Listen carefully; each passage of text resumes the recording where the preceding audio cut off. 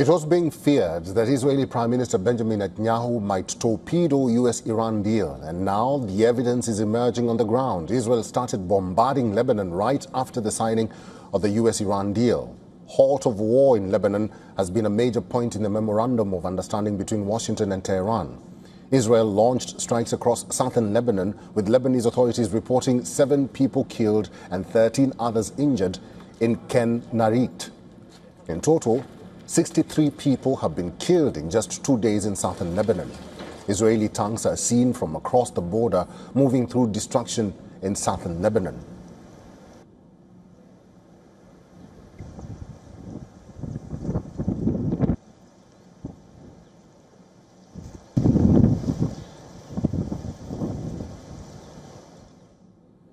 Excavators are seen clearing rubble at the site of a deadly Israeli strike on the southern Lebanese village of Khan Narit.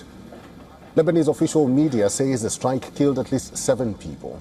These are images from the region showing the immediate aftermath of an Israeli strike.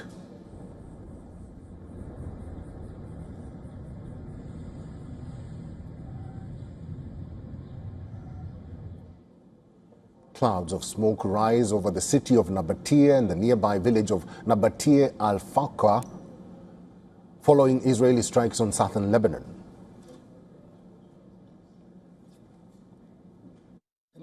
With the Israeli enemy since 1948, there has been no credibility, not just from now, but since '48. They are always deceitful. They call for a ceasefire, just so they can prepare and get ready, and then they return and strike you. They tell you that they made a ceasefire, and then they strike you again. Israel says the strikes were a response to more than 50 projectiles fired by Hezbollah overnight, accusing the group of repeatedly violating the ceasefire agreement. Israel says 4 of its soldiers have been killed in the latest Hezbollah-IDF clash. Hezbollah, however, insists it remains committed to the truce.